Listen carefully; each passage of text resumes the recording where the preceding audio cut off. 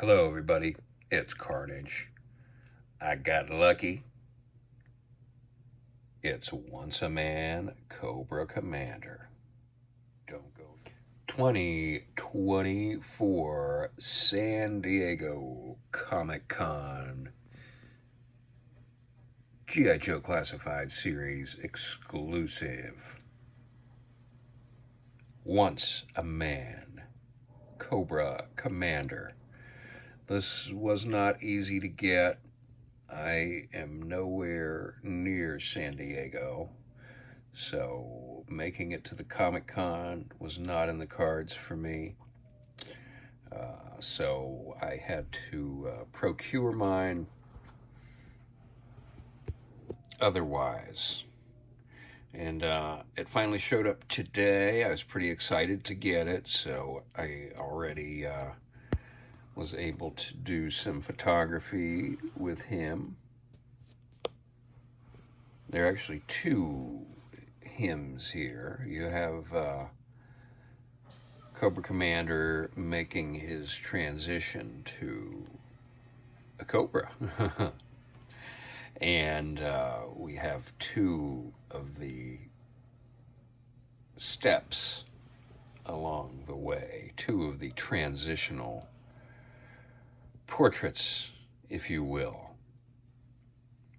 So, obviously, I have my His Tank Cobra Commander back here because this is, in many ways, a repaint.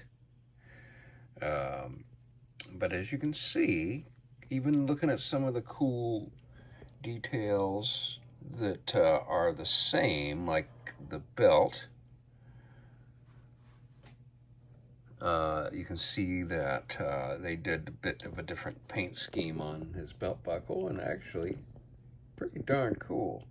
These guys really have an incredible knack for detail, for choosing the right colors that really pop. So I, again, have to give props to Lenny and the crew for a pretty exceptional repaint. But certainly this is a lot more than a repaint, because when you start to get, especially in the midsection here, you can really see where the new tooling certainly came into play here. We have a very tattered version of his shirt, and as you can see, the arms, the reptile arms, pop out there. Sleeves are completely ripped off. He's still got a couple of his ceremonial pins and whatnot there, but a very tattered version of his shirt. There's not very much left, and we have some really cool coloration around the edges there where it's ripped. Really looks good. Of course, that head sculpt is really gnarly looking. He's starting to develop a lot of different eyes. They're popping out everywhere, and that's a pretty gnarly look there. You know, if you go through and count those eyes, it'd be some work for you to do. So he does come with the same complement of hands as the His Tank Cobra Commander. He's got that ball holding hand. He's got a pointing finger. He's got two fists and two pistol hands, two pistol grip hands. He does have the same hairdryer pistol and backpack. And looks like it's pretty much the same. Well, actually, it's a little bit different. They did make it a little bit different. That paint scheme is not exactly the same, so got to give it to them. They do find a way to make it just a little bit different. And And they do. And of course, we get the same head sculpt. This is the same head sculpt as included with his tank, except it has that white stripe on it there, which we didn't have previously. I've seen some that are really stamped quite badly off-center. Mine is slightly off-center, but not too bad. If you really wanted to just use the other one, it would probably make more sense. But again, that is a variant there. Okay, so what we do have that's different is this visor. This would be strictly the visor piece, and obviously it's been broken. As you can see here, there's some broken glass detail painted onto that. And then I thought this was really cool, and hopefully you can see it. But on the inside is all the mechanics and even 2 red dots, which I assume probably would be something to do with his vision.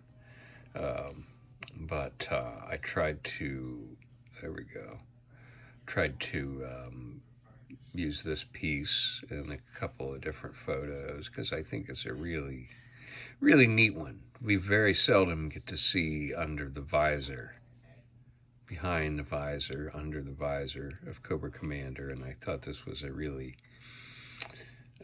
really well chosen and fun accessory. So that's a new one. We didn't get that before. And we of course have the same dagger as before, and I don't know if there are any differences with that one at all. It's kind of got that gold ball on the end there. I don't think there's really any difference there. All right, so again, quite a cool and interesting head sculpt. It might be might really be the main event, arguably, of this set. If you wanted to argue the main event, it could also be this little guy. He's sort of, I suppose you could say, the pet of this set. And he does have some articulation in his arms. But that's about it as far as articulation goes on him. He's sort of in this pose of maybe getting ready to strike. And he's also got a lot of eyes going on him. Quite a few extra eyeballs. I don't know whose idea that was, but it's kind of a gnarly idea. So here he's getting into closer to the final phases of his transition. And as always, they did a great job with those pets, and they did a great job with this one. A bit of a bizarre pet, but fun nonetheless. And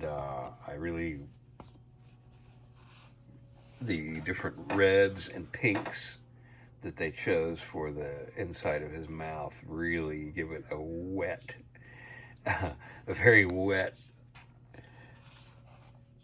alive look. I mean, he looks like he's a real snake, in my opinion. And it's just a gnarly piece. As I've heard a couple other people that reviewed it mention, look at the back here, really great coloring. I've heard a few people mention already there was some disappointment that there's not a wire inside him, so that he might wrap around a bit better with Roadblock or whoever you're going to have him wrap around. And that might be a bit of a disappointment, but really, there ain't much disappointment with this guy. Look at those scales. Look at the detail on those scales. I mean, he almost looks like a real snake. Wow. So, this isn't going to be a piece that will be highly useful for photography needs.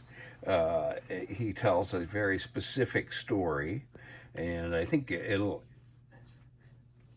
be a bit of a challenge to escape the narrative from the movie for this character.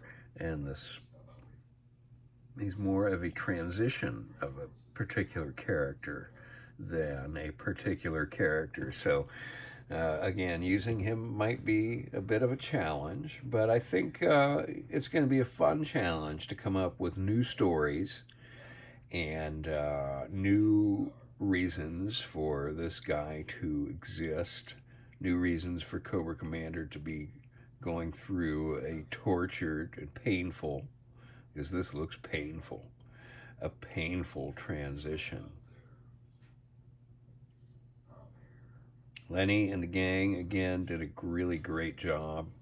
I'm going to have to give this one, I would say, a 9 of 10. And I would only give it a 10 if there weren't so much difficulty in acquiring it. But I understand the whole idea behind a convention exclusive. I'm not going to get into the argument that's going on right now about it, but certainly they have been a little bit harder to get in the past, and we're probably not going to see that change anytime soon.